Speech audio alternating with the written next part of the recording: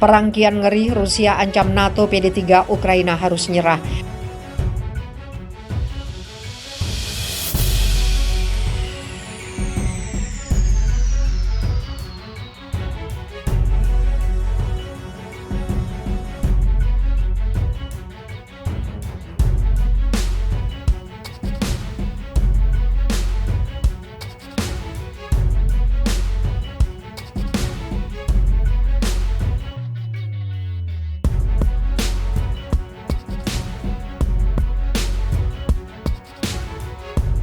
Perang kian ngeri, Rusia ancam NATO, PD3 Ukraina harus nyerah. Perang Rusia-Ukraina masih terus bergulir di hari yang ke-126. Berikut beberapa peristiwa dan kejadian terkait perang terjadi. Berikut dirangkum CNBC Indonesia dari berbagai sumber.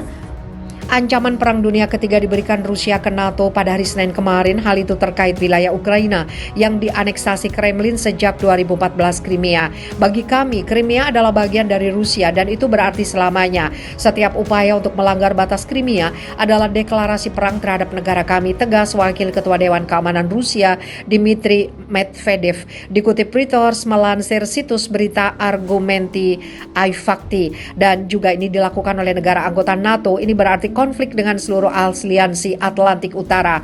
Perang Dunia Ketiga sebuah bencana total. Tambahnya, Presiden Turki Recep Tayyip Erdogan membuat pernyataan mengejutkan. Turki yang selama ini menolak bergabungnya Finlandia dan Swedia kini menyetujui kehadiran kedua negara. Presiden Turki Recep Tayyip Erdogan mencabut penentangannya terhadap Swedia dan Finlandia. Ini setelah pembicaraan genting dengan para pemimpin kedua negara Nordik di KTT NATO di Madrid, Spanyol. Turki pada dasarnya dapat memveto Finlandia dan Swedia karena di NATO ada aturan bahwa semua anggota harus setuju dengan menerima anggota baru. Ankara telah mendapatkan apa yang diinginkannya, kata kantor kepresidenan Turki dimuat AFP. Turki telah membuat keuntungan yang signifikan dalam perang melawan organisasi teroris. Tegas pemerintah Erdogan lagi merujuk kelompok Kurdi yang diklaim didukung Finlandia dan Swedia yang jadi alasan penolakan.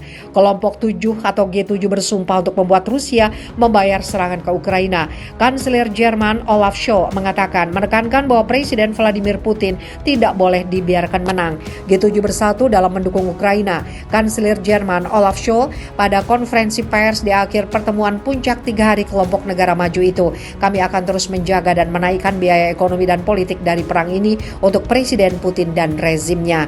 Dalam pernyataan berbeda, sumber pejabat Amerika Serikat mengatakan para pemimpin G7 setuju untuk menerapkan batas atas pada harga minyak Rusia. Ini yakini bisa memiskinkan Rusia karena memotong pendapatan Kremlin.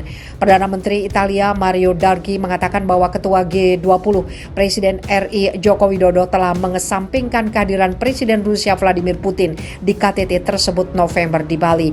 Putin tegasnya tidak akan datang langsung ke pertemuan puncak negara tersebut. Presiden Widodo mengesampingkannya, kata Draghi kepada wartawan di akhir KTT G7 2 hari di Jerman, di mana Jokowi diundang sebagai tamu Selasa, dimuat AFP. Dia khusus Putin tidak akan datang langsung.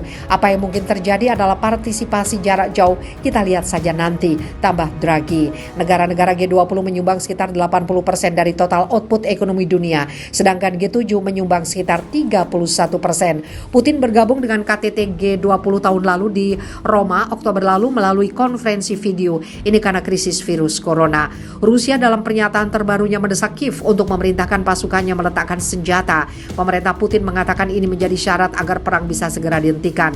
Pihak Ukraina dapat menghentikan segalanya sebelum akhir hari ini, kata juru bicara Kremlin Dmitry Peskov kepada wartawan. Perintah agar unit nasionalis meletakkan senjata mereka diperlukan.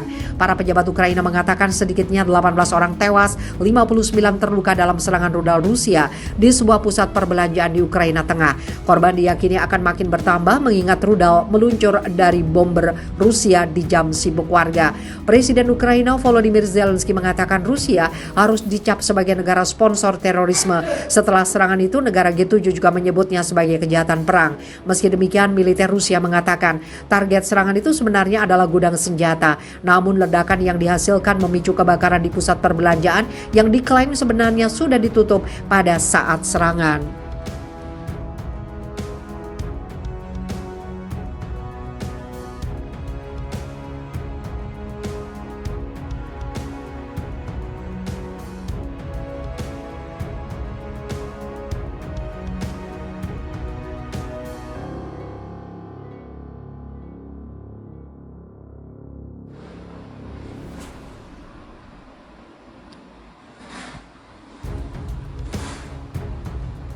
Swiss larang anggota NATO kirim senjata ke Ukraina.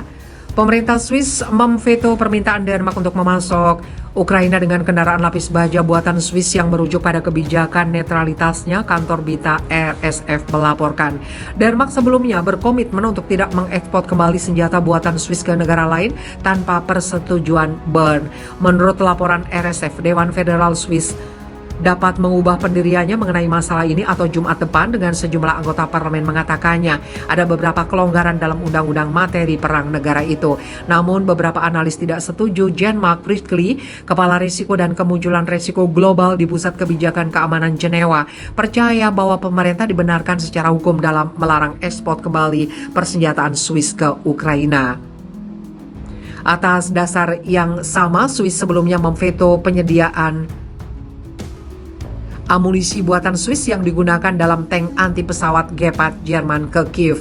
Sampai saat ini Jerman juga tidak mau memasok senjata ke zona konflik, sikap yang berubah setelah serangan Moskow ke Ukraina. Saat ini Jerman setuju untuk mengirimkan sistem anti pesawat Gepard ke Ukraina serta sejumlah howitzer. Rusia menyerang Ukraina pada akhir Februari menyusul kegagalan Kiev untuk menerapkan persyaratan perjanjian Minsk yang pertama kali ditandatangani pada 2014. Akhirnya Moskow mengakui Republik Donbas, Donetsk, dan Lugansk. Protokol yang diperantarai Jerman dan Perancis dirancang untuk memberikan status khusus kepada daerah yang memisahkan diri di dalam negara Ukraina. Sejak itu Kremlin menuntut agar Ukraina secara resmi menyatakan dirinya sebagai negara netral yang tidak akan pernah bergabung dengan blok militer NATO yang dipimpin Amerika Serikat.